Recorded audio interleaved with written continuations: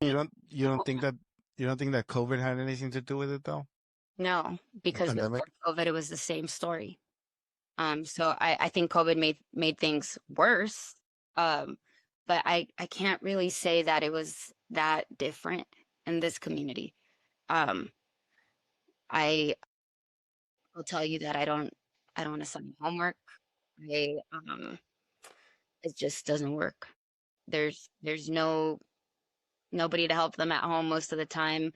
Um, I I just recently started doing extra practice as like optional, but it cannot be tied to their grade because if it is, it's everyone's failing. So I guess what am I seeing? I'm seeing that the system's not working. I'm seeing that it is failing in a lot of ways, and um, it it's that like it's getting worse and worse in my opinion, and I don't think it's COVID. I think it's something that's been going on. Now, go to a different zip code. We have different stories, but that's what I'm seeing in my neck of the woods, I guess. But you don't think that teachers also like kind of like get discouraged and and then eventually say like, oh, like why continue? Like, It's hard. or because they have their own lives, right? And they're thinking about their retirement, they have their own families, and so do you think that kind of gets in their way in how they want to teach? I Uh, think what gets in our way are these test scores.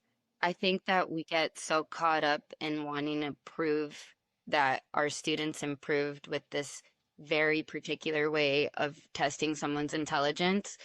And it's got so much weight. Like there's so much pressure on teachers to get scores up that nothing else is taken into account.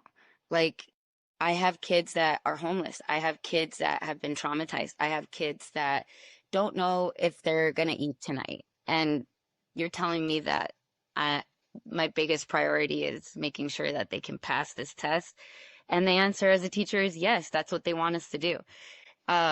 And unfortunately, none of that is considered when we're looking at these scores. And then funding gets distributed, and funding shouldn't be equal.